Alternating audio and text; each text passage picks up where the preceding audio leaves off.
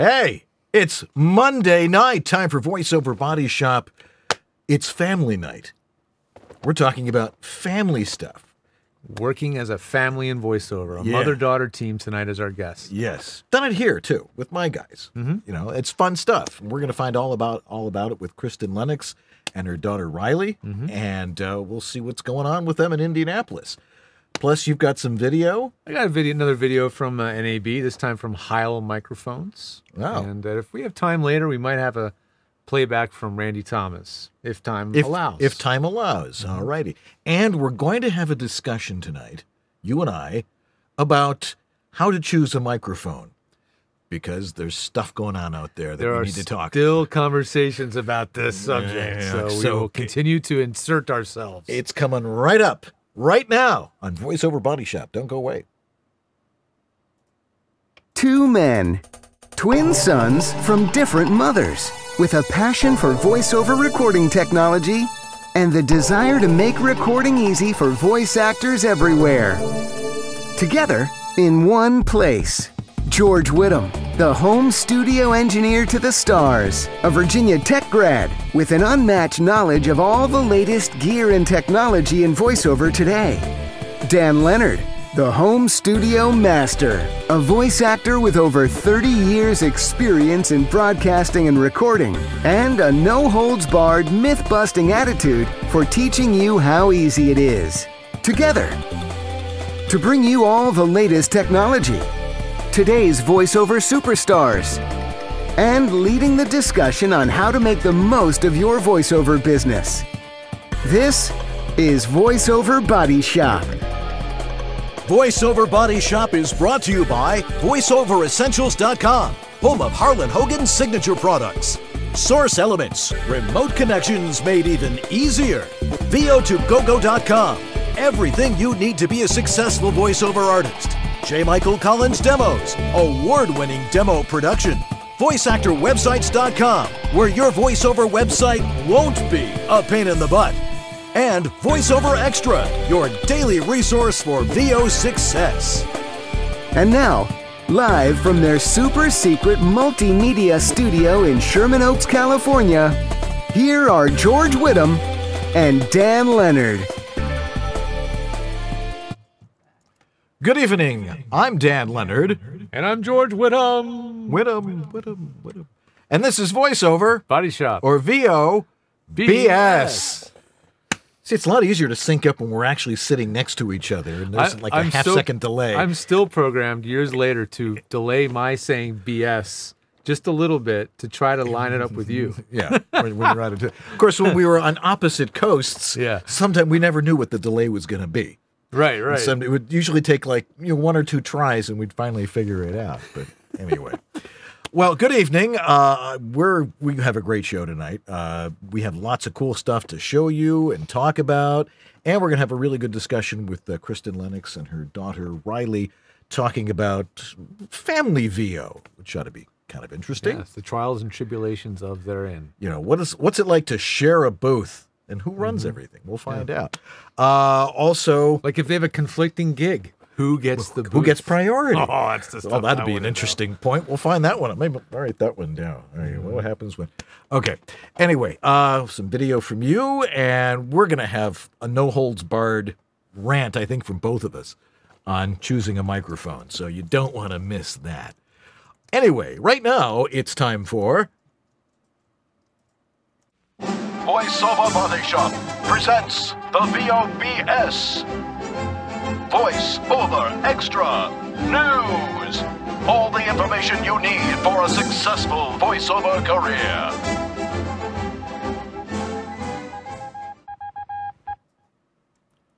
And here it is, the Voiceover Extra News for April 30th, 2018. God, it's almost May. It's called VO-Alytics. Now, these days, we're learning more and more about how advertisers track our every move online. Infuriating or not, it's big business. That's because it lets advertisers determine which marketing efforts are working and which ones aren't.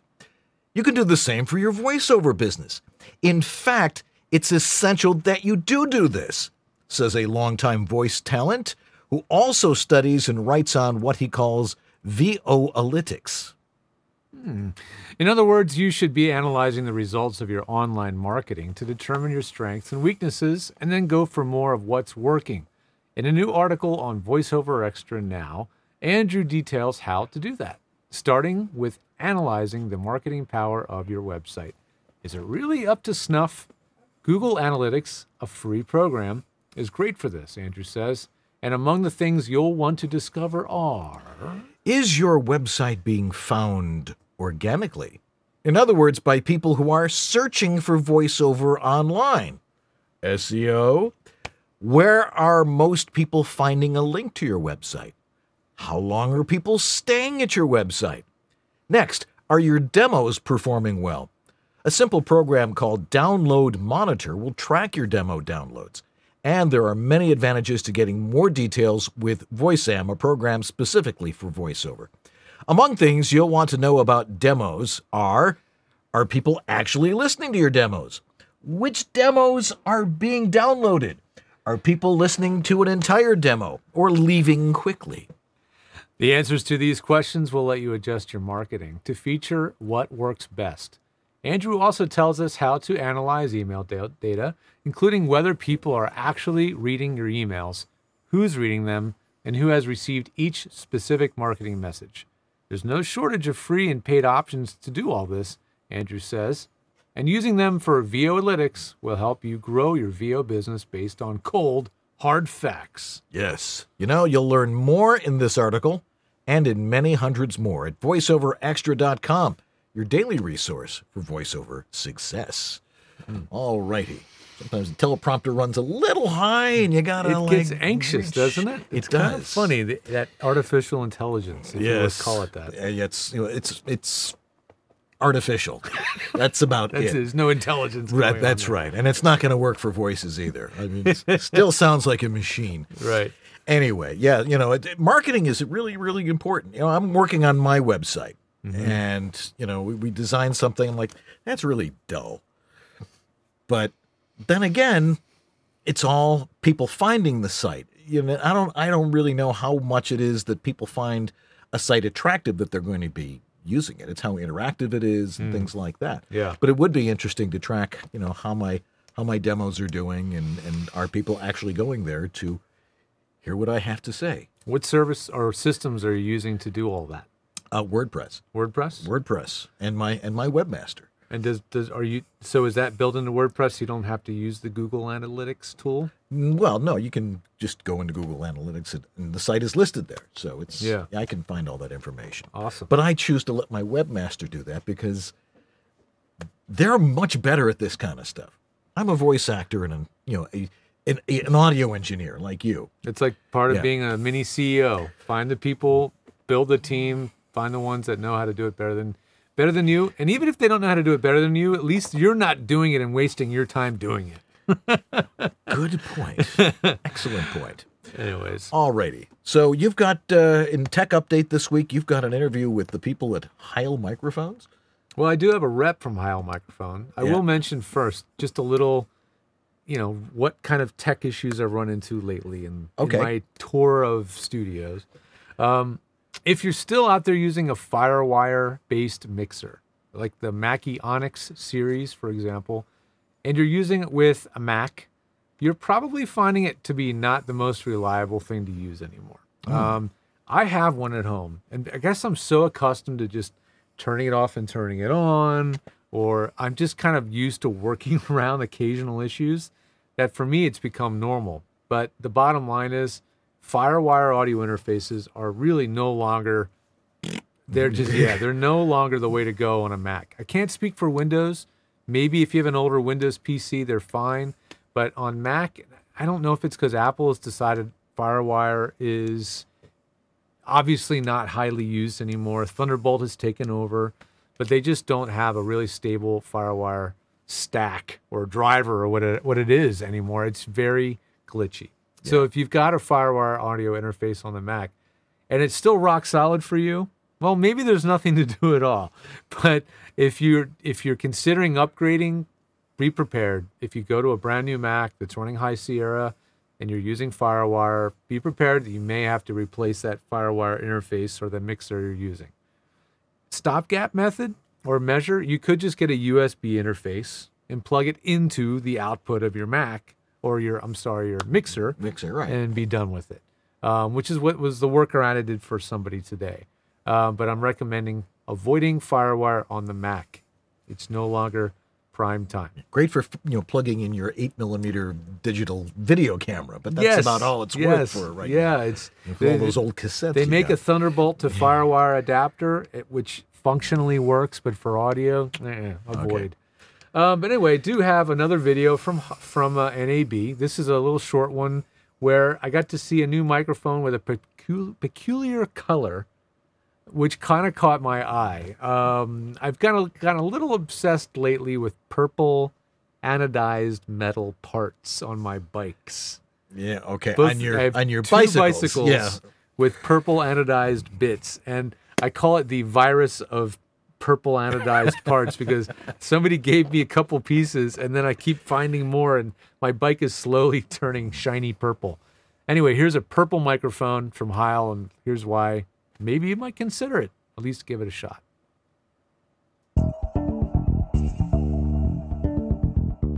Hey everybody, George the Tech here at NAB 2018. I never miss a visit to the BSW booth if possible because these guys carry everything for broadcast, audio, and beyond, including voiceover. And here to tell me about a couple mics from Heil is Jerry. How you doing, Jerry? Doing great. Nice to see you. Thanks for stopping by. Thanks. Yeah. So the purple Heil grabbed my attention. Sure. Well, you know, actually it just grabbed a lot of people's attention. We were just awarded the Best of Show for 2018, so that's very honored and privileged for us. It's a brand new microphone, just was debuted at NAMM in 2018, so only been out for a couple months, and of course BSW has already started providing those to our customers. So it's a great combination of Heil and BSW. So Heil, I know, is about dynamic mics. In the world of voiceover, we tend to gravitate towards condensers. True. But this mic, I heard it does actually have a nice top end. It's pretty open. It's got a little bit of a bite to it. What would be a scenario for a voice actor that they would hone in on a dynamic mic? What are the advantages of that over a condenser mic? Well, certainly if most people have used a condenser, they're going to be aware that they either have to do a lot of room treatment, they have to have a lot of control because that condenser is going to pick up everything in the room. A lot of times you don't want it to pick everything up, you want it to pick up your voice. So with our approach, we use large dynamic diaphragm microphones. They offer tremendous rear rejection, so you're not going to have a lot of background noise. Even in this scenario, you could have 4 of these or 2 of them or however many you wanted set up, and you're not hearing the room. You're hearing what's in front of it. So our microphones are basically, this one here is a end fire or a front fire. So if you're not in front of the microphone, it's not going to pick it up. So that's one benefit to it, as is, we've got some roll-off features here with the low end. We've got a voice mode, which will allow it to roll off some of that bottom end if you don't feel like, hey, I need that full range. Or you can leave it in the music position where maybe you want to, mic an instrument, or maybe you do need a little bit more bottom end. So we give you that adjustment directly on the microphone. So if it's as simple as plugging it into a board, adjusting your settings, and going. The really nice benefit with our products is that they do not require equalization. The way that Bob has designed our microphones, they're pre-EQ'd. Our ears need equalization, whether it's a telephone, a speaker, anything, we need equalization. And these microphones excel at that because you don't have to have external outboard gear, which is going to cost more money. So we always say at Heil Sound, start with the microphone. If you start with the right microphone, everything else after that is just so much easier. So that is a mic that retails for $249. It's available, as I said, from BSW, us directly, many of our dealers, so it's available now.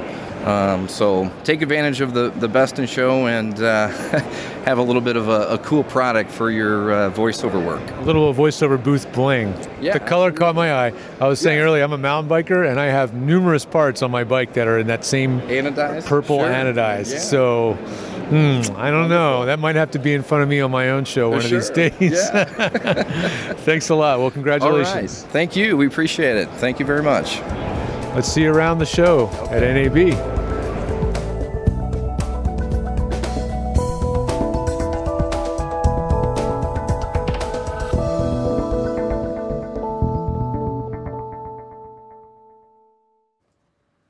Yeah, so, you don't need a purple microphone, but try not to think about one for the next 20 seconds. If you've got $250 burning a hole in your pocket and you want to try a dynamic mic just for sake of variety, maybe give it a shot. I'd love to hear your feedback. If anybody actually does have this mic or tries it, leave a comment below in the YouTube comments or on Facebook. We'd love to find out what you think of this mic.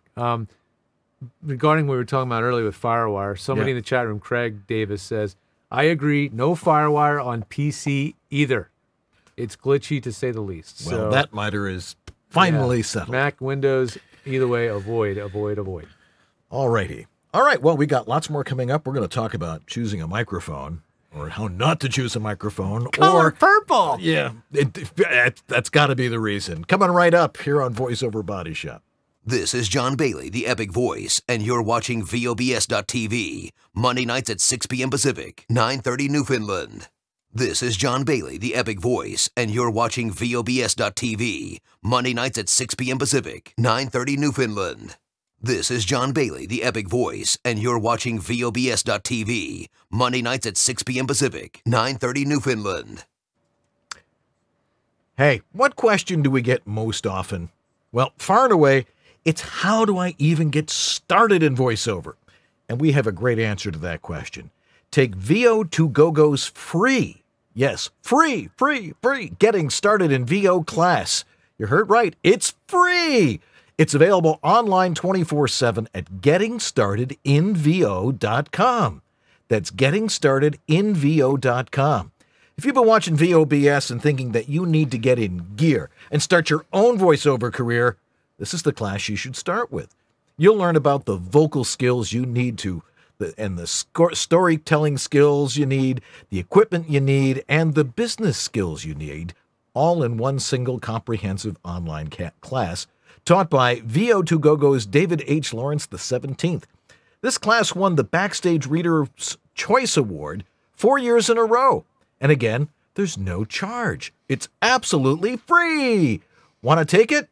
Yeah, you do. GettingStartedInVO.com. That's GettingStartedInVO.com. Go there now.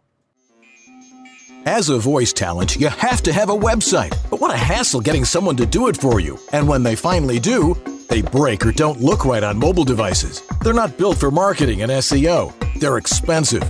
You have limited or no control. And it takes forever to get one built and go live. So what's the best way to get you online in no time? Go to voiceactorwebsites.com. Like our name implies, voiceactorwebsites.com just does websites for voice actors. We believe in creating fast, mobile-friendly, responsive, highly functional designs that are easy to read and easy to use. You have full control. No need to hire someone every time you want to make a change. And our upfront pricing means you know exactly what your costs are ahead of time. You can get your VoiceOver website going for as little as $700. So if you want your voice actor website without the hassle of complexity and dealing with too many options, go to voiceactorwebsites.com, where your VO website shouldn't be a pain in the you-know-what.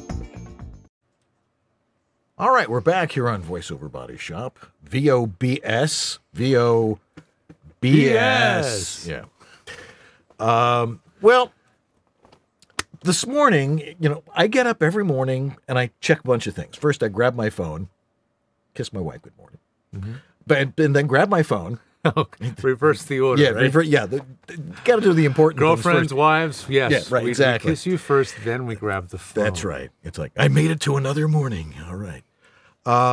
And I start checking my email to see what am I supposed to do today. And there's Corvo's blog, which I have to read every morning because it's like amazing the stuff that he writes every night. And I check to see, do I have any appointments today? But this morning, there was this really lengthy discussion about someone, and she knows who she is, was moving or was having trouble with her studio and was getting some new equipment. And she asked the question. You knew exactly what I was going to say. What mic should I get that's going to be better than what I have? And I think she had a Rode NT1A. And I'm thinking, okay, what's wrong with that? It's a bright mic, but it sounds fine. Yeah, exactly. What I usually say is what's the best mic? The one you usually have, unless you're using some really cheapo USB mic or something under $100. There's this null zone. Anything under $100, they suck. I'll tell you what. I'm going to interject. There's one sub $100 mic that always surprises me. Okay, which one's that? The MXL 990. Yeah, that's a good mic. That one is an outlier. It's a mutant, an anomaly. But overall, and really fat too. Yes, but overall, definitely avoid most sub $100 mics. I know a lot of people using the 990. It's surprisingly decent. And if it works for you, that's fine. And I think that's the point that we'll probably eventually get to at the end of this discussion. There's a point? There is a point. There's always a point to these discussions. I thought it was just a rant. Yeah, no. Well, the rant was what went on in this Facebook thread of everybody chiming in and saying, I use this and it makes me sound great. No, you should use this. No, you should use that. No, this is the one you got to use. And then there's sibilance. And then a couple of our friends tuned in and were saying things like, no. Read this article on how to choose a microphone. No, it's how you use the microphone. No, it's this. No, it's that. Look at this chart. Look at the frequency response curve charts. Yeah. All right. Now, you may argue with me on this. I mean, we've not had this argument. We talk about it, and I think you're either nice to me about it or... I'll just supply facts. Okay, that works better. I have found, and you and I have done literally 1,000 studios or more. Most people who chime in on these forums are experts in one studio, their own. And one voice. And one voice, their voice. So to say this one makes you sibilant, this one makes you this one does this, that one does that, is utterly irrelevant. Yeah. Because every voice is different, every room is different, and the way a microphone responds to you and that environment is different. What I found, we've been able to break it down to basically 3 things. The quality of your audio for a home studio is, number one, the acoustical environment in which you record. Right. It's got to prevent sound from coming in, and it's got to prevent sound from bouncing around. And that in itself is a science. I mean, you wrote a paper on it and presented it at NAB. I mean, that's something you know about. And I read that paper, so now I know They about approved it, so I'm now approved. Yeah, that's right. So the point being that acoustics, in our mind, is number one. You have to have the right acoustical environment in which to record. Number 2 is mic technique. If you have a great mic. And how? If you have a fantastic mic, I think it's far more important that you understand how to use that microphone. For example, here's my 416, which is, this is my, aside from this being our studio. That's your day-to-day working This is my day-to-day microphone. How do you use a 416? Well, there's a number of different ways you can use it, but you've got to know what those ways are and when to use it that particular way. Right. For example, if I'm just recording myself, you stand off a 416 a lot farther than other mics because it's a video mic. It captures you in a much more realistic way, which is why all the big studios in LA are now using 416s. We've been in the studios. Oh, yeah, we use the 416. If you're doing promo stuff, which probably less than 0.5% of you are doing, right, you address it directly on with a pop screen. Yeah. So, that's important with mic technique. But, here we have the Harlan Hogan VO1A, which, by the way, and, they are a sponsor. But this microphone is at a great price point. It's like $300, and it's designed for voiceover. Unlike every other piece of equipment on the face of the earth that we are adapting for use in voiceover. It's all designed for recording music. And if you use it right, if you're at the right distance from it, if you don't talk directly into the diaphragm, if you don't pop the heck out of it because you're talking straight into it. Exactly. If you have it set right at eye level, you can go Peter Piper picked a peck of pickled peppers all day long, and you're not going to get any plosives. If you don't talk into the back of it by mistake, or the side of it, or off axis, or the end of it. Yeah. How many times do we get that? Oh, send me a picture. What does it sound like? You're talking into the top of the mic. Or talking into the wrong side. I'm like, turn it around. Yeah. Look at the logo. Oh, not to make you guys sound silly or less, it's ignorance more than anything else. A lot of people get into this and they're like, I don't understand the technology. Turn it around. Understand the physics of the microphone and how to use it properly. Start with a mic you can afford. Right. And was there a third thing you were getting to before I cut you off? Sorry. Proper microphone input levels. Yeah. Modulation, controlling the modulation and the input onto your computer is vital. That if it's too loud, you're going to get distortion. If it's too quiet, which we see probably more often than not, you can get little tiny, waveforms, and then I could just normalize it. Well, not only does it make your voice louder, it makes any noise that's in there much louder, and it's not a good thing. If you record clean, using proper mic technique and the proper acoustical environment, and set your levels right, it should be fine. And so all these guys, very few women, and the women that listen to these guys, a lot of these geeky guys saying, well, I got all this stuff, and I got all this stuff, and I've got a DBX 286, and there is no piece of, I think I said this a couple of weeks ago, so I'm probably repeating myself. Now you're officially ranting, sir. Yes, thank you. There is no piece of equipment and no microphone out there that exists on the face of God's green earth that will change the way you interpret copy. It's up here, not here. Mr. Whittam? Finished? For the time being. Cool down now. Okay. You're a fan. Okay. No, it is true. I did see an interesting, because there was a very similar sort of post on Maxine Dunn's Facebook last week, because she just posted the question. I use this mic. What do you use? And there was a lot of interesting stuff on there. I mean, a lot of it's stuff I expected and totally expected to see. One thing was a piece of information posted by a guy named Greg Hauser, who's a pretty techie guy. He really loves mics. He's a real geek. Yeah, he really loves this stuff. But he found a chart, and if you're patient while the guests are on, I'll find a link to it and post it. That showed a grid of bright to dark, and so it was bright mics at the top, dark ones at the bottom, and then it had transparent or accurate, maybe is the word, on one side, colored or not so accurate on the other. Right. So this is sort of like the 4-axis grid that you can look at mics on. And it had, probably 75 mics on that chart. Right. It's a lot to look at. But what it tells you is that mics do have certain colorations. Some are more colored, meaning they're not accurate. Some are extremely transparent, totally accurate. But what's funny is you think a mic that's completely transparent, absolutely dead accurate, like a measurement microphone, would be the right one. But none of us are using one of those. So it's kind of funny. We're looking for a mic that captures you as you, but captures you as you with a certain amount of something, a little bit of EQ. There's something on there that makes it sound a little bit different. And that's the thing that everybody's trying to figure out, right? And the point we're making is whatever the mic you buy, as long as it's low noise, it's clean and accurate, you have your room tuned, we can tweak that stuff in post.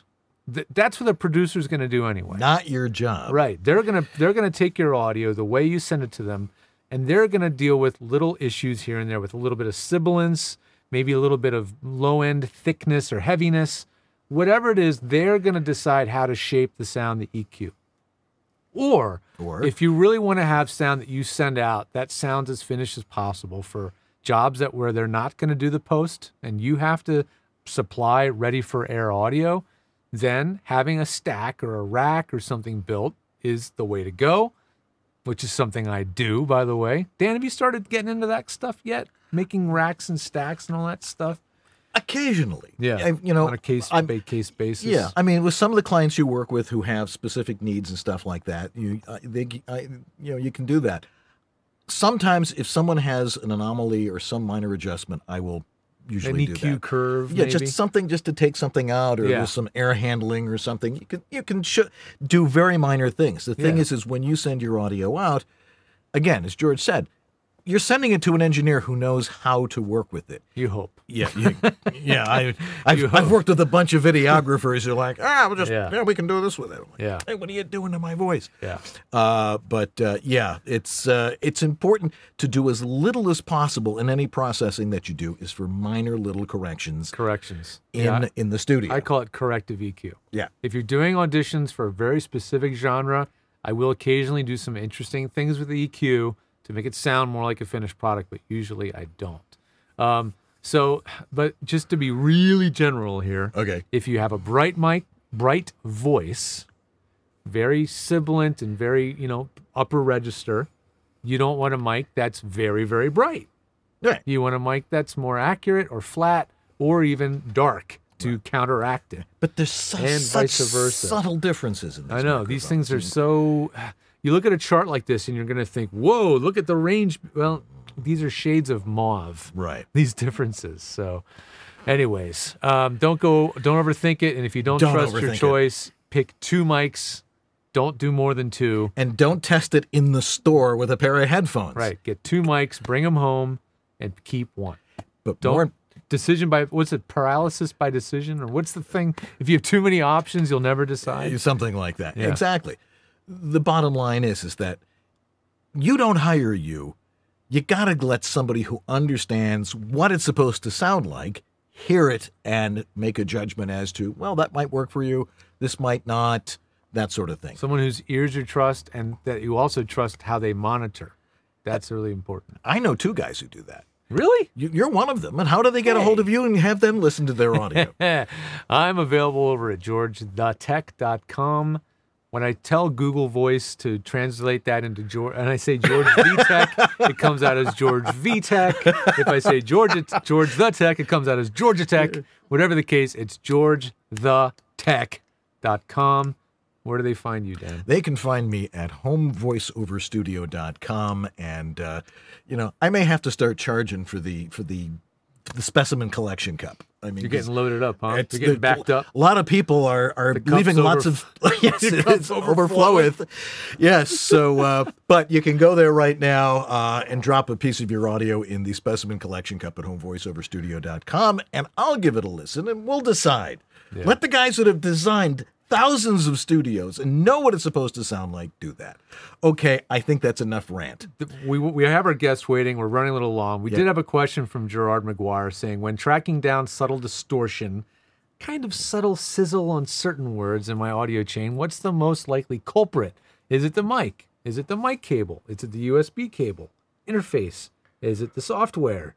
Is it the computer? Did I leave anything out? Mic preamp? I say it's none of those. To me, it sounds like mic technique and perhaps mic matching. It could be. It could be. I have heard weird sizzly stuff on when you're using a really bad preamp or a really cheap interface. Or a cheap mic. Sometimes a mic can do it. Us trying to troubleshoot that without closely listening to the audio, probably not going to get too far. So Dan's specimen cup, my sound check, that's the way to go with that, Gerard. We will really be able to get to the bottom of this. When you send in the audio to either of us or both of us, send along your gear list too, so we understand and we can help you better with that. Absolutely. Okay, our guests are actually starting to yawn there, so we'll be coming to them. We see them. We know what they're doing. Kristin Lennox and her daughter Ryleigh will be with us in just a moment. So stay tuned. We'll be right back here on VoiceOver Body Shop. Oh, they're so patient. Are you confused about how to set up and maintain a professional quality voiceover studio? No wonder. The information out there is mostly mythology. This is the best microphone to use. You have to have a preamp. You need a soundproof booth. This software is the best. Your audio must be broadcast quality. Consult with someone who knows the truth. Someone who's been there, in the trenches, doing voiceover for over 30 years. Someone with unparalleled experience with voiceover studios, who's worked with hundreds of voice actors and designed hundreds of personal studios. He knows how to teach and cares about your success. In one of the harshest environments known to voiceover, your home. Dan Leonard, the Home Studio Master. Separate myth from fact and get a handle on your personal voiceover studio. Contact the Home Studio Master at homevoiceoverstudio.com. Drop off a specimen of your dry audio for a free analysis. Hey, I want to tell you about our great sponsor, Source Elements, the creators of Source Connect, Source Nexus, Source Connect Now, many other really cool tools, including Visden, the virtual ISDN service that lets you hook your good old trusty Telos Zephyr Extreme or other ISDN box to your internet connection and still be connected to the world, all over the world, to everybody else's ISDN boxes. Their range of tools is incredible. If you're a voice actor getting started, or you've been at it for a while and you want to connect to studios inexpensively, or allow clients to listen in on sessions, you might want to try Source Connect Now, which is completely free, absolutely free. And if you want to be able to connect to studios that are more of the professional ilk, the ones that are running Pro Tools and doing sessions to go to commercial and things like that, they're probably running Source Connect Pro or Standard. For that, you'll need Source Connect Standard, and that one is available for a free trial, 15-day free trial, and you can use it with or without an iLock key. So go give it a try. Go to source-elements.com. Tell them we sent you. Let us know how it goes for you, and if you need help, I help people set it up. This is George for VOBS, so I'll be right back with Dan and Kristin and Ryleigh right after this. Alrighty, joining us now from Indianapolis, Indiana. Kristin Lennox has been doing voiceovers professionally since 1993, and theater even longer than that. She loves to study dialects and can mimic many different ones. Her favorite dialect apparently is vaguely European for that global, I'm not sure where she's from sound. Anyway, her clients include Ocean Spray, Ruby Tuesdays, Royal Caribbean, Subway, and Liberty Mutual Insurance. And both of her daughters do voiceover as well. And her daughter Ryleigh is also with us. And we're going to talk about mixing home life with a multi-person family VO business. Let's welcome from Indianapolis, Kristin Lennox. Hello, Kristin and Ryleigh. How you doing? Hello.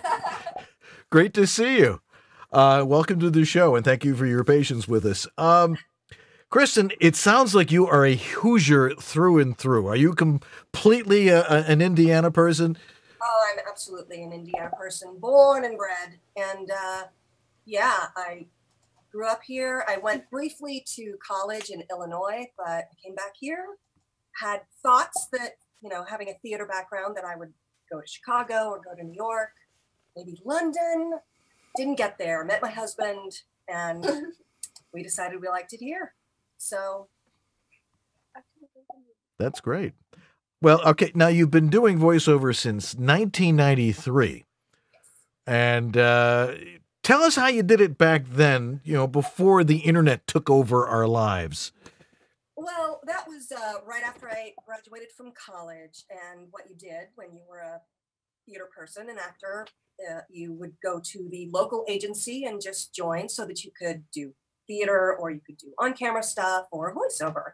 And back then, and still I think to this day, voiceover is a very close, tight-knit community. And back then, even more so, there were a handful of people that did all the spots because it was a very local thing.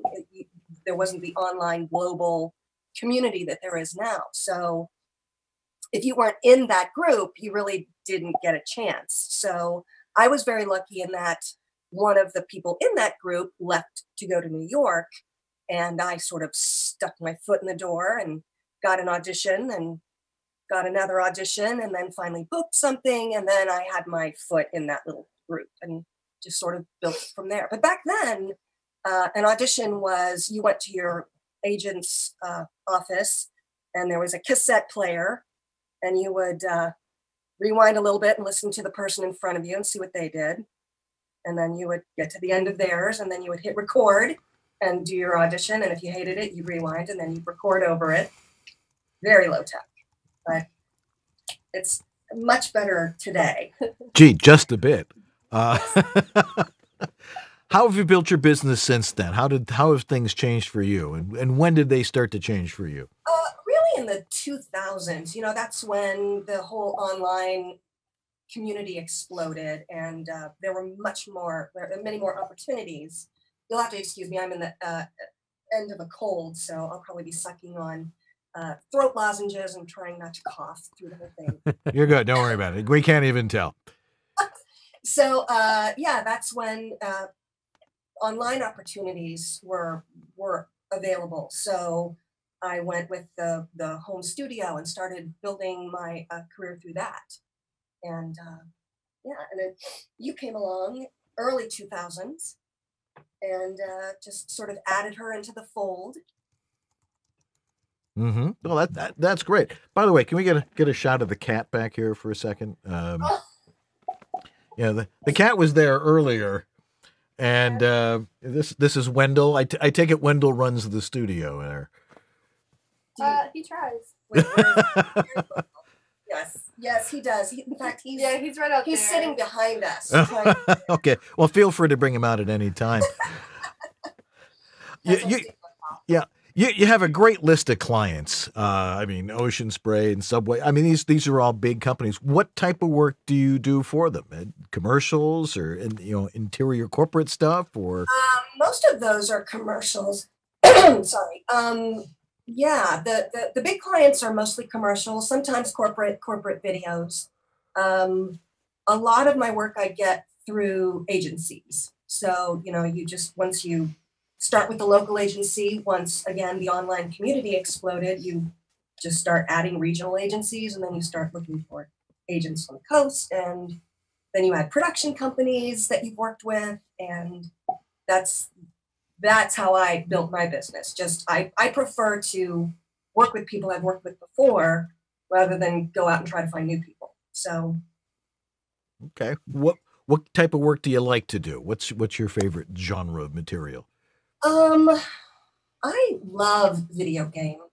I'm an actor at heart. I have a theater background, so I love the characters. I love the character work. Those are harder to find in the Midwest, but they're there. I work with a lot of smaller indie game companies in Europe, so those are fun. I prefer those, but I love commercial. I do a lot of corporate narration, but I am a more conversational, natural person. So the very corporate, buttoned up read is not really me. So we're going to have you do something really annoying right now, but it's just for the viewership's purposes. If you mouse over the VOBS webpage where you're watching us right now, there's a little tiny speaker icon above the chat window. It's very tiny. It's like a triangle in the right-hand corner of the upper right-hand corner of the white chat window. Do you see that little icon? Kind of like a speaker. Yes. Okay. Can you click that so it turns the sound effects in our annoying chat room off? Oh, that's what that is. Yes. I was like, what is that? Yes. And now you know. Thank you so much. Everybody thanks you. Bloop, bloop. Hopefully that fixes that. Sorry. Yes. Carry on. What were we talking about? Oh, okay. So when did you introduce your girls to this crazy business? You mentioned it a little bit, a while ago, but reiterate a little bit. She probably started before they were born. Most stuck listening. Yeah, to they're all like, this stuff. what? What's going on up there? Yeah, well, she was in a play that I was in. I was pregnant doing a play with her, so that explains it. Yeah, back to back. So you ran around with me doing that. So very early on, you get. I think her first job was they needed giggles. So I took her into the studio, and the only way she would laugh is if I put her on the stool, and I think you were about 3, and in front of the microphone, and I had to go, Ruby, Ruby, Roo! And then she would laugh. It worked for me. It worked. The only way I get her to laugh. But that was her first job. It was laughing. Great direction there, by the way. But yeah, just early on. And then, you know, I didn't really try to get them into it, but it's sort of a thing where your agent goes, hey, you're the kid, right? Hey, I need a 4-year-old for this or a 6-year-old for that. And so, yeah, it's just word of mouth at the beginning. And then builds up from there. So, Ryleigh, do you remember starting in this? I mean, is that this prior to you remembering things, or? I don't remember things very well. No, it's really bad. It gets worse. Yeah, trust me. I walked into the kitchen this morning and I couldn't remember why I walked in there. God, that happens a lot.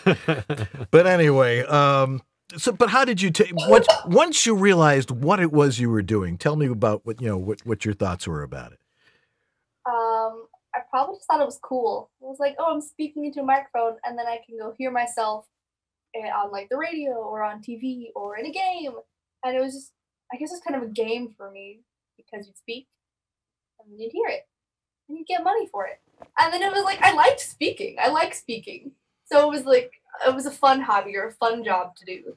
It wasn't something like a cashier or something, which I couldn't do. I was like 3. But anyways, it was just a fun way to start fun.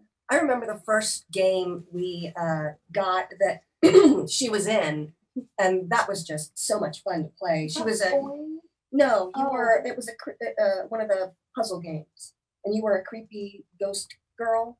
Do you remember that? And so you would pop up and say things and giggle and like say, "Oh, you can't.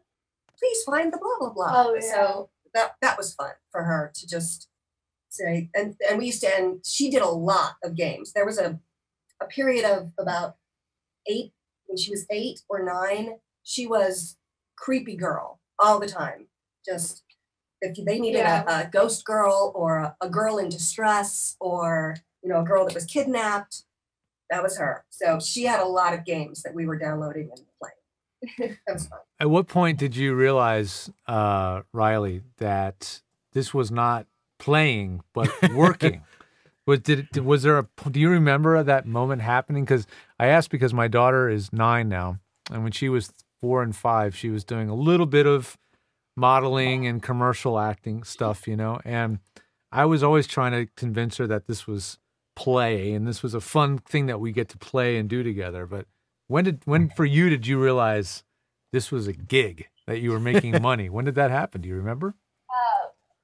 Probably when I started wanting to buy things. Like if I wanted something, she'd be like, well, I have money. And I was like, oh, I do, and I can actually buy stuff. And oh, it's not a game. I'm kind of getting things off of this, like toys.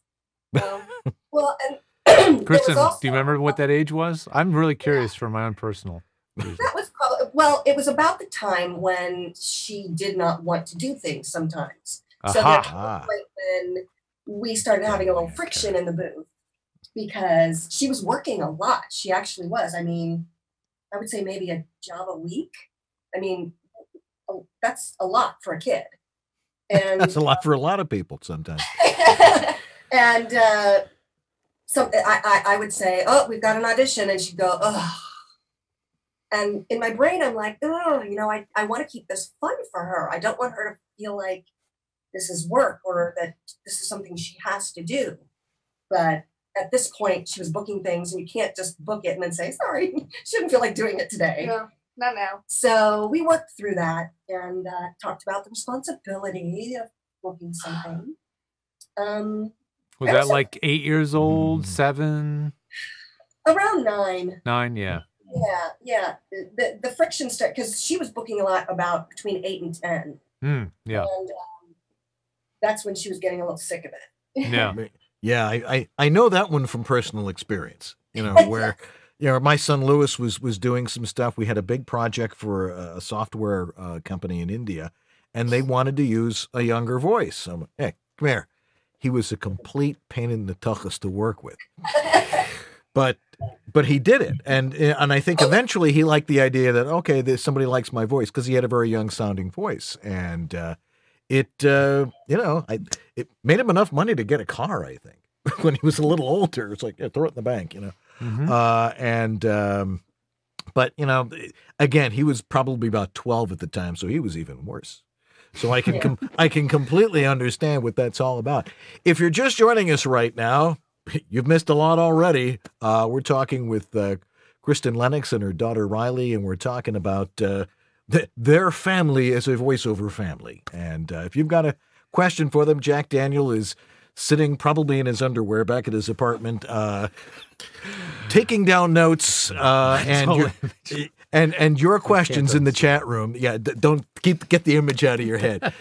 And if you have a question for them, put it in the chat room. We will relay that to them in just a little bit. So anyway, Ryleigh, what type of stuff what's your favorite stuff? Doing the games or what?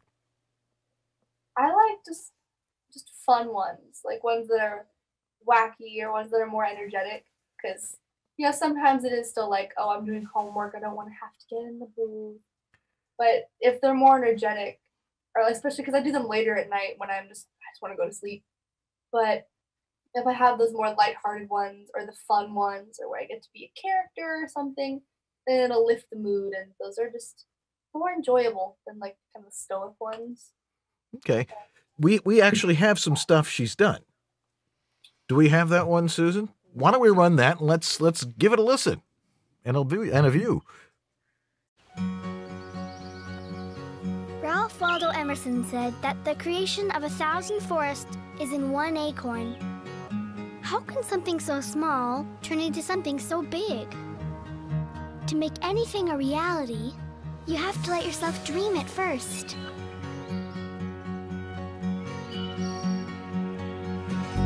Imagination is a powerful thing. So what's inside of you? Don't be afraid and don't hold back. There is no right way or wrong way to be creative. You don't have to be a genius. You have a genius inside. It's what makes you, you. Creativity lets you separate yourself from everyone else. It's how your heart translates what your mind thinks. So release your vision. Show others how you see the world.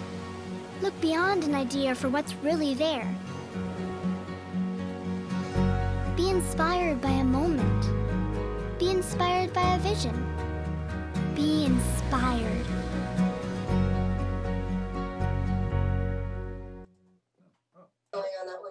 Perfect timing. That was great. So cute. What happened? Yeah. How old were you when you did that?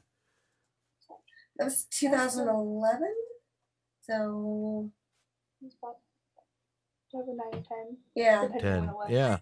Boy, but you had it down. That was, you know, obviously it's genetic. It runs in the family.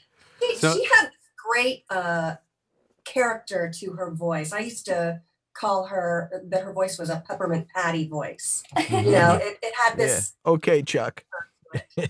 So I mean, it may be obvious, but you're basically at that age parroting, right? Is that how you're doing that kind of thing? I am definitely a parroter. Everything she does, I'll do it right back. Yeah, she prefers doing that, and even now you like doing that. We'll get in the booth, and I'll say, "Here you go. Here's the script." I'm like, no. And You first. okay. You first. Like, go ahead. You first. But then, do you sometimes take the reins and say, you know what, I think I have something for this. Let me just do it. Do you ever do that? I always do that. We'll do one time through parroting, and then I'm like, "You're on your own. Do another run through. Just go for it." And that's the one I usually use.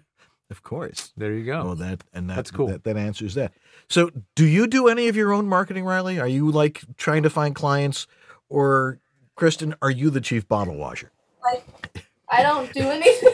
Just not doing anything. My plan this summer, I don't know. I'm gonna teach her how to edit, I think, soon, because for a while when she was working a ton, it was like managing 2 careers, because I had to do all of her auditions and all of my auditions and all of her jobs and all of my jobs and field all of her queries, and it was tough. And I learned how to drive first before I learned how to edit. Maybe. But and we don't do it. I don't really do a lot of marketing for her. It's pretty organic. Everybody who knows me knows there's her. I do. No, I did. When you did she has that national spot for the Alzheimer's Association. I sent you guys too. Mm-hmm. When that came out, I did a newsletter blast to all my clients saying, hey, if you need a teen voice, here's Ryleigh. Is that the other one we have queued up? Yeah. Is that the other one? Yeah. Let's hear that one. While you're mentioning it. Let's take a listen to that. Just audio, right? Yeah. Just playback audio. The first person to survive Alzheimer's disease is out there. They're going to hold on to everything the disease steals away. That smile they can't hide. That dance class they love. Every single piece of them is going to make it through. And the Alzheimer's Association is going to make it happen by funding research, advancing public policy, and spurring scientific breakthroughs. And by providing local support to those living with the disease and their caregivers, we're easing the burden for all those facing it until we accomplish our goal. Alzheimer's disease has devastated millions of lives, but that's all going to change when we reach...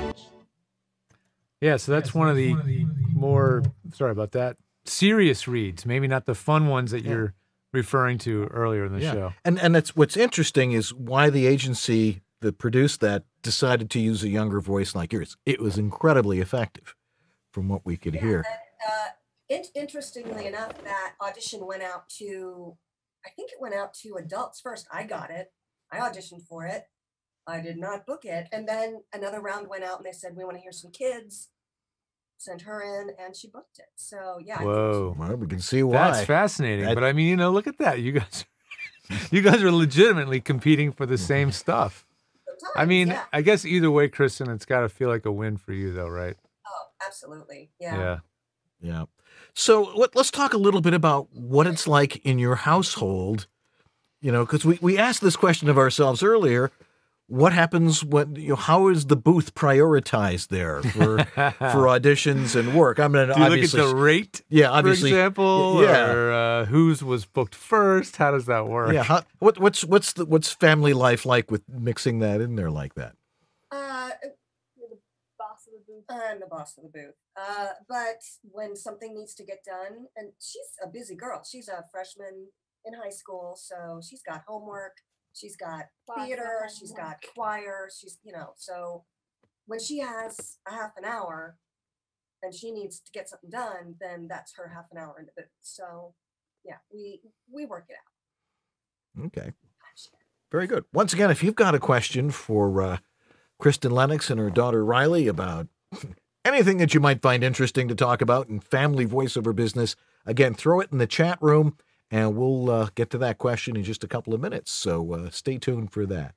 Right now, we're going to take a quick break, and we'll be right back to talk with Kristin and Ryleigh right after these messages, so don't go away. Style. Power. You're watching the home of the NFL. The all-new iPhone. Reserve your Disney World season pass now. Through all the runny noses, 3 a.m. coughs. An all-new American Crime Story, tonight on FX. This week only, it's Pasta Fest at Olive Garden. Heart rate, prime. Blood pressure, perfect. I grew up with the classics, and now with StubHub, I can get authentic tickets to the best shows. The all-new Chevy Cruze from $16,995. Be inspired, then get the beauty that's uniquely yours at Sephora. This week at Home Depot, it's our Garden Fest sale with up to 30% off all garden tools, sod, and seeds. Hi, it's J. Michael Collins, and these are just a few examples of the first-class demos my team and I are producing. If you'd like to have something similar, visit jmcvoiceover.com and click on the Demo Production tab to find out more. All righty, George, you get to be the model for this. You know, last time Voiceover Essentials put the LED VO recording sign on sale was in February, and they almost sold out. Well, time for a Signs of Spring sale. So once again, their 20-color remote included Voiceover recording sign is $10 off for a limited time.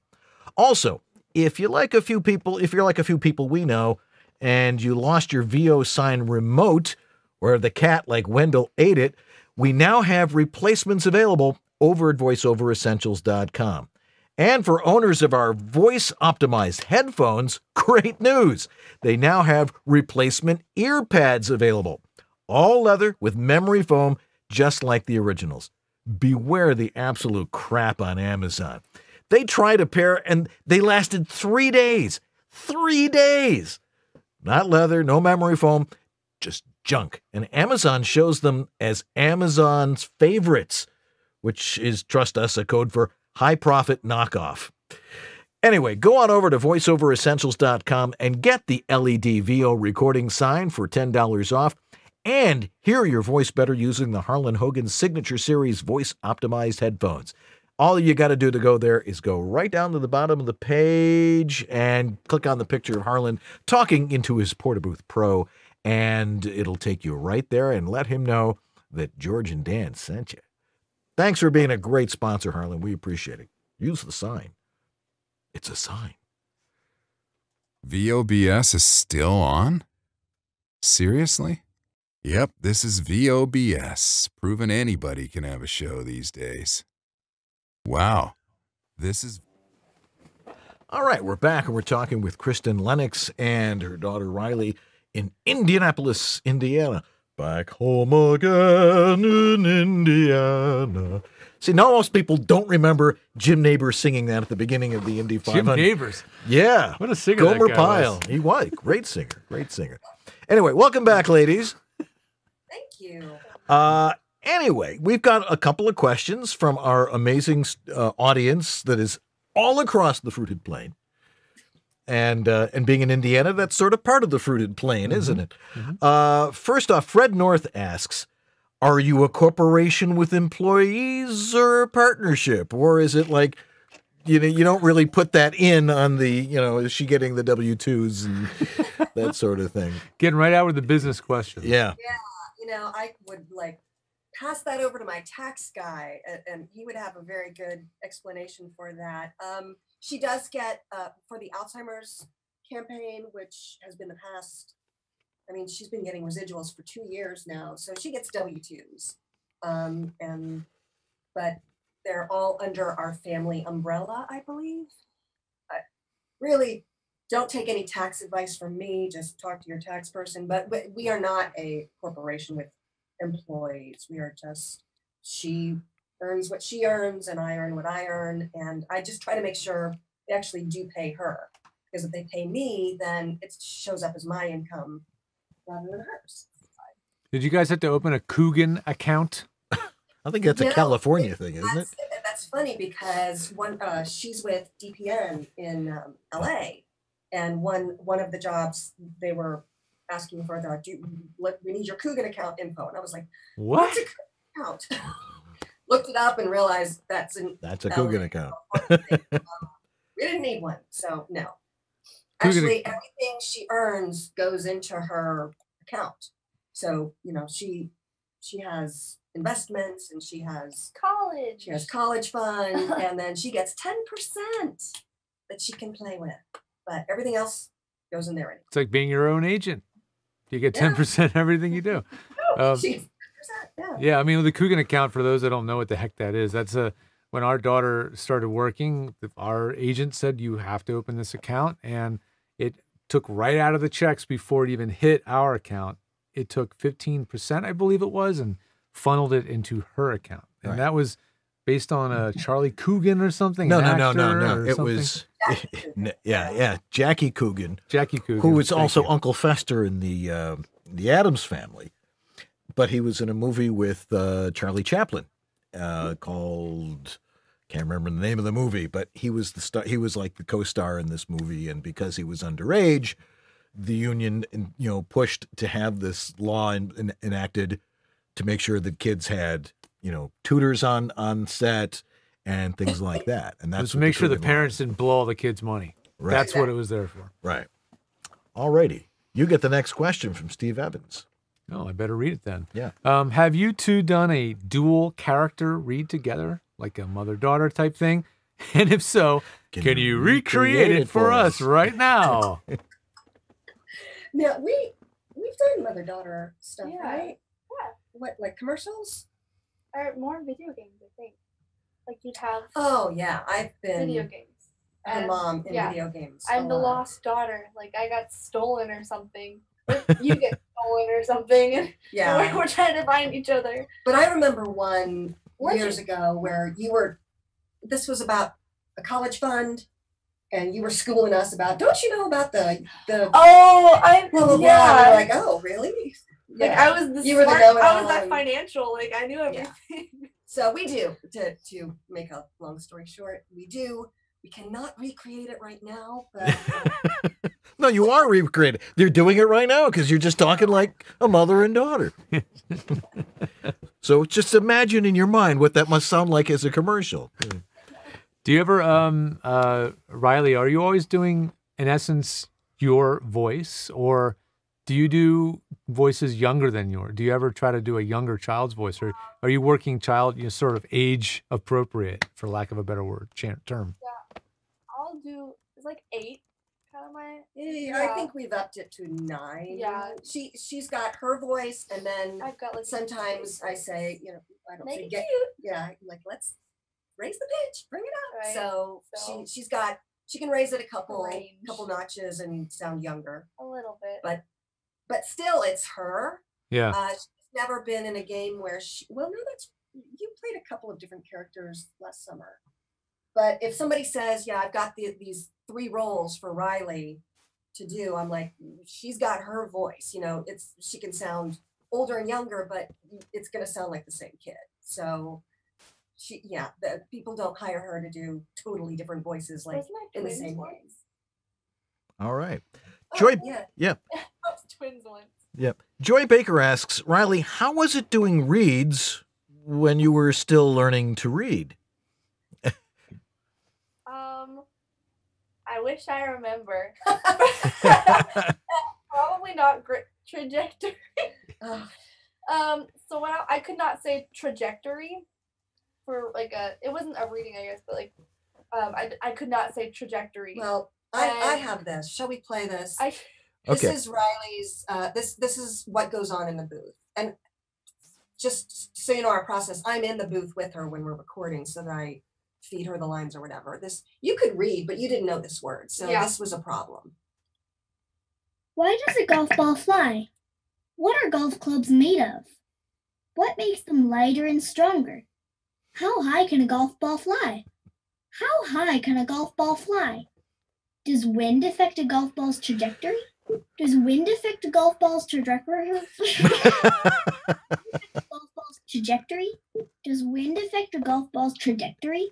Trajectory. That's it. Trajectory. Does wind affect a golf ball's trajectory? That was it. Goodbye. Thank you. That's a great sample. That's great. She's done. She got the word right. She's like, I'm done.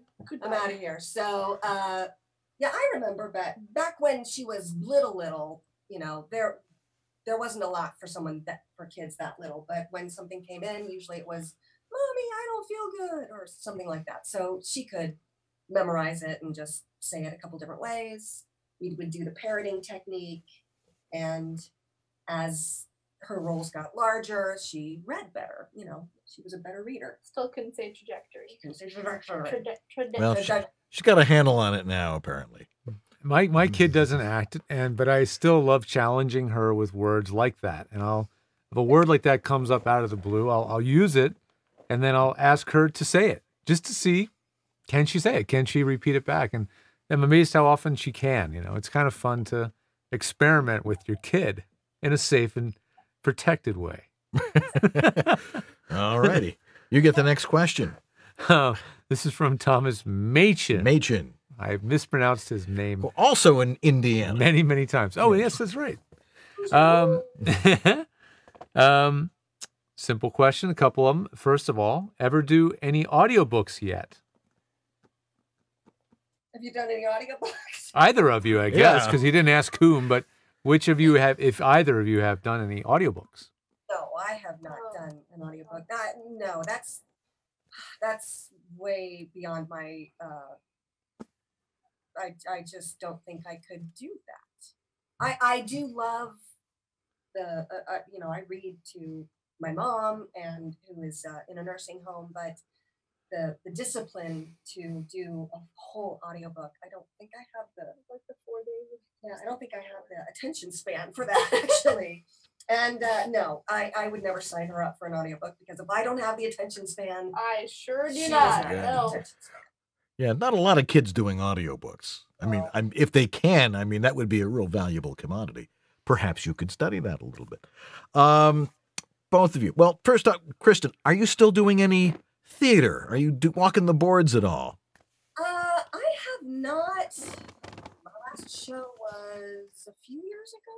Was it the Father of the Bride? Yeah, I kind of fallen out of that and didn't realize I had fallen out of that until one day I went, wow, I've fallen out of that. So, and then it's harder to get back in because, you know, it's a process. It's not as easy as just clicking a button and recording. You've got to brush up your monologues and freshen your headshots and, track down auditions. So, yeah, I think about getting back into that. Do it. Okay, go for I'll it. do it. Yeah. Go. You see, once your kids become more independent, you can go back and do that kind of stuff. I've gone back and done a few plays, and it's like, now I remember why I did theater. Because it's I do remember though when I was doing the show, there was, I think, maybe 10 days of really intense rehearsal where we rehearsed from 10 in the morning to 6 at night, and I was spending my lunch hour running to a local studio to do stuff and grabbing a sandwich on the way back and recording late at night, and it was very hard. And so I remember thinking, I don't know if I can do this at the same time.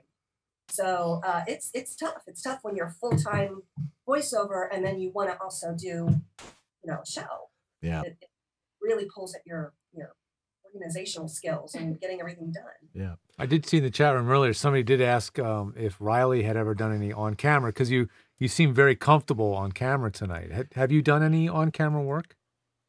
When I was really little, I was in a commercial for AAA Hoosier Insurance with Sarah Fisher, and I had one line, and that is the extent of that. Yeah. And you lost your. That is the day I lost my first tooth. Lost her first tooth on the shoot. So. I was reading a sandwich and it was gone. I think folks and generations like mine are older, when they see younger folks on camera and how comfortable they are, I think they forget that kids these days, they're on camera all the time. They're so used to being on camera. They're constantly selfieing and shooting video. So I think kids are way more adjusted to camera life these days in general. But well, yeah, go ahead. Oh, I'm on stage than camera. I feel. More into stage? Okay. Yeah. Do it. It's great for you, especially doing improv and things like that. That's usually pretty good. Guys, it has been fabulous having you with us, and we really appreciate you taking the time out of your evening out there in Indianapolis to join us and tell us a little bit about, what goes on in your world and what fun you have doing it, right? Fun? Yeah. Okay, that's what we want to hear. Kristin Lennox and her daughter, Ryleigh, thanks for being with us, guys. We really appreciate it. And we'll talk to you soon, and I'm sure we'll run into each other somewhere in the voiceover world. Yes, thanks for having us. Thank you. All righty. Okay. Good night. All right. Well, we'll be right back, and we'll clean this whole mess up right after this.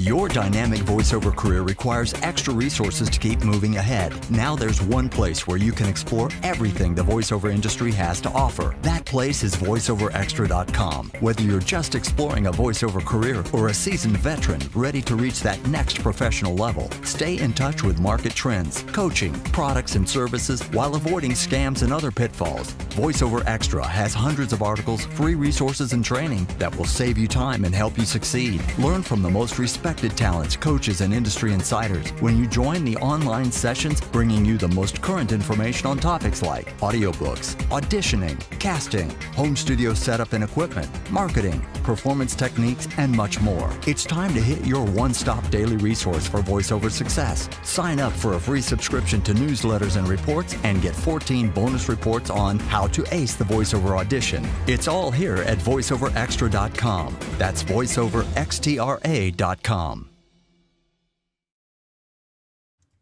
And we're back for a couple of minutes anyway. We'd like to thank Kristin Lennox and Ryleigh for, again, for letting us into their world. And, the thing is, your kids could do this too, especially if you have a nice studio. I remember many years ago, I was producing for a software company, and we want kids' voices.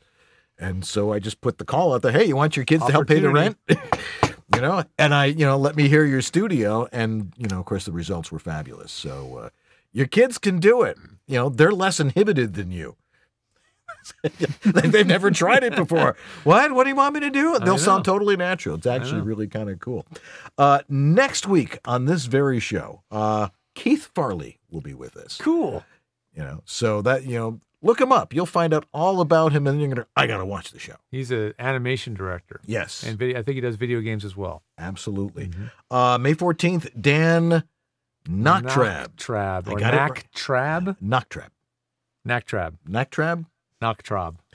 We'll find out. It's Nachtrab. Yes. I'm telling you. All righty. Anyway, he does narration and promo work, and we'll have a fun time talking to him.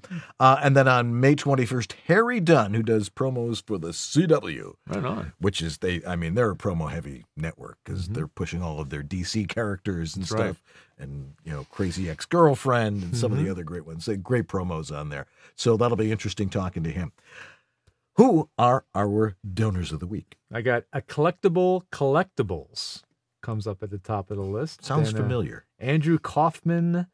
And then going down the page, Don Griffith and Martha Kahn. Martha.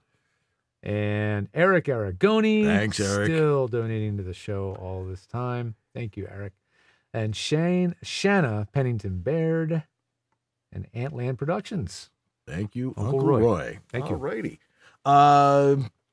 If you need help with your home studio, you know where to go. You can go to georgethetech.com or homevoiceoverstudio.com. And you'll find one of us sitting around going, can we help you, please?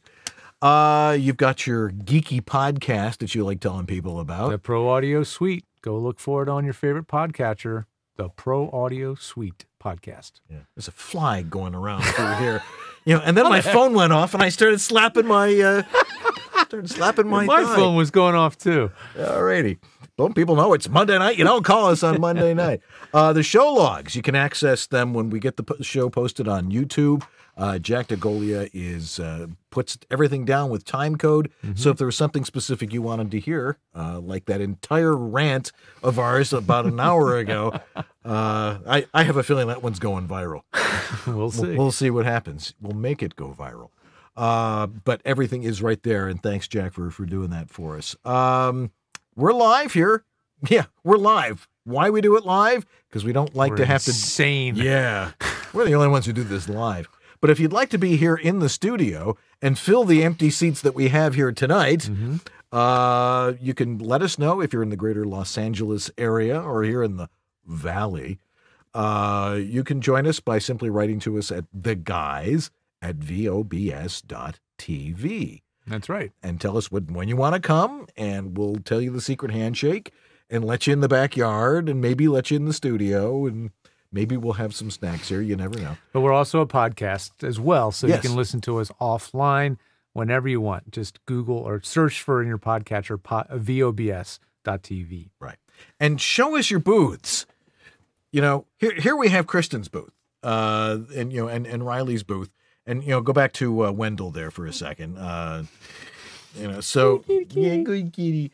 Yeah, but do them in landscape, not portrait. Landscape pictures of your booths, and we'll get it up here. We want to see what you're doing out there, and see everybody's booth is different, so it makes for a great background for us. Let's see what else. Well, I think we got to thank our sponsors like Harlan Hogan's Voiceover Essentials, Voiceover Extra. Voiceover Essentials, Source Elements, VO2GoGo, VoiceActorWebsites.com, and J. Michael Collins Demos. All right. Well, thanks to Marcy for putting up with us out in the garage here. Our producer, Catherine Curridon, for finding us great guests like Kristin and Ryleigh and all the other great guests we have coming up. We really appreciate that. Jack Daniel for sitting in his living room, God knows how, but doing the chat room duty tonight and doing a fine job with it. And, of course, our floor producer and technical director, Sue Merlino, who puts up with us every week. And so we really appreciate it. And, of course, Jack DeGolier for the show notes once again, and Lee Penny, simply for being Lee Penny. Lee, come visit us. On the tail of the show tonight, we've got a little interview I did of Randy Thomas at NAB, so you guys can watch that as we wrap up the show. As we sign off the air. Anyway. The stream. All right. Well, guys, we know this is not an easy business. You got to be committed to it. It's got to be what you have the passion and desire to do. And we're here to help you do what you need to do when it comes to the technical end of your studio. And, of course, learning all about the voiceover business, which is insane. It's utter chaos. But we'll try. Out of chaos, as Tony Robbins says, comes order. So we appreciate that. Have yourselves a great week, and we'll see you next Monday night. I'm Dan Leonard. And I'm George Whittam. And this is Voiceover Body Shop, or VOBS. Stay tuned for an interview with Randy Thomas. We'll see you next week.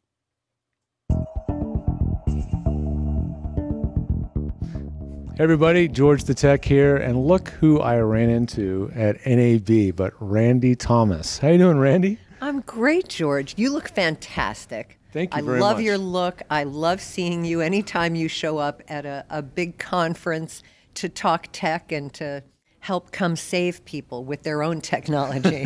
Well, I have a stylist who actually is also my camera operator, so that really helps. I know. You look good. Good job, Maxine. Well, NAB, I mean, your history in broadcast goes way back, but why are you here this NAB? What's going on with you? I was invited by Valerie Geller and Josh Miley from the NAB broadcast area and podcasting. They invited me to come be on a couple of panels and to actually record my podcast, which we did. They have a little podcast booth. It's sort of glass walled, but the top is open. It's like being in a fish tank? Yeah, like that would have driven you nuts because we could hear all the ambient noise from the room. And then when they would stream you live with video cameras, you could really hear something happens in your headphones. It made me crazy. Yeah, the bounce. Well, you're used to being in a dead, dry announce booth. Exactly. So this lively, bouncy sound is weird in the headphones. Yeah, because you don't know what is really tracking to the mic, and you want your message and your conversation to be clean and clear, and you just don't know. But we just sort of, Soldier went on. for it. Yeah. That's what a professional does. You just trust that they know what they're doing, and you just go for it. It's all you can do. Yeah. What else is happening at NAB for you? Did you make it up here just for that? I came here, to be on, because I have a podcast, as you know, the Music Connection podcast. Today, we taped an episode of the podcast here, Carson Beck and myself. Carson's our announcer. We taped an episode, which is episode number 30. So, oh, you're 30 already. 30 weeks of podcasting. So it's still an infant in the world of podcasting because it can take years to really get a show off the ground. But every week we take a chance. We interview artists, and today there wasn't an artist, but we kept the conversation around music. Mm-hmm. So I got to record my podcast while I was here and, check in with the folks from BSW and Sennheiser and see just what's going on in technology. It's really interesting to walk around here. How has podcasting differed for you from your years in radio? Does it feel really familiar, or does it feel kind of a little strange? That's a great question, and I'll tell you why. When I was in radio, there was a thing about radio where you'd never see what was happening behind the curtain. And we would pretend like everything was great, even if you knew all hell was breaking loose. Right. And everything is good, and you're just being professional. But in the world of podcasting, we would pull that curtain back, and we'd say, so this is what's happening, and we're dealing with this, right? You know what I mean? Like, there's a lot of honesty today in podcasting. Not that broadcasting wasn't honest, it was just what used to be. It was a format, and it had a sort of a veneer to it, I guess. The veneer, for example, I'd like to say that what happened last year at the Oscars with Warren Beatty and Faye Dunaway, that is an example of what used to be. They were, certainly Warren was afraid to say, I don't think this is right. Instead, he hemmed and hawed, and then Faye Dunaway just said, La La Land. But that wasn't accurate. And because of Warren's experience in his life behind a camera and as a director and being in film, he kept it so the world would see this, perfect thing. But as it turned out, it wasn't so perfect. And I guarantee you, if we had had a presenter up there that was 30, 40s, maybe even 50, they would have said, guys, this card is not right. Someone would have run out and switched it live on the air, and it would have been like, wow, people are talking about that.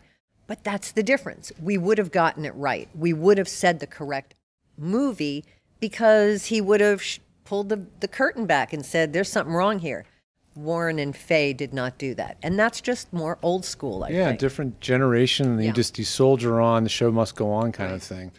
Yeah, the one thing that's consistent is that it's about having a conversation. It's about connecting then and now. I mean, telling stories, engaging, being entertaining. Those are still the things you try to do in a podcast or on a radio show.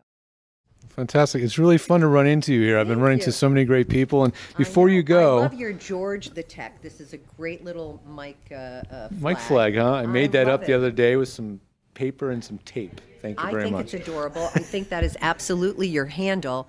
And George the Tech needs to come. I'm getting ready to move into another house.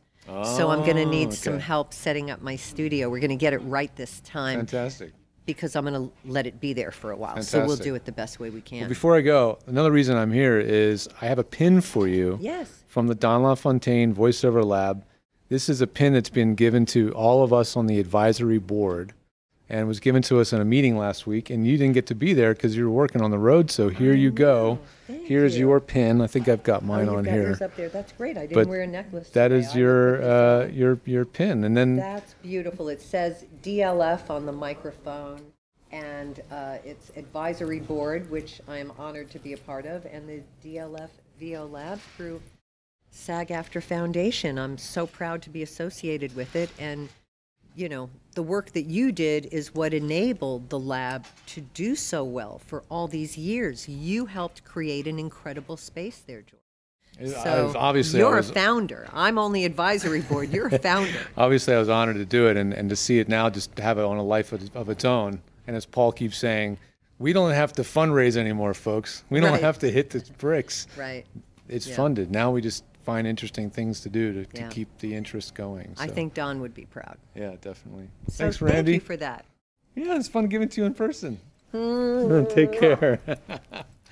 George the Tech. See you around the web and at the next NAB booth.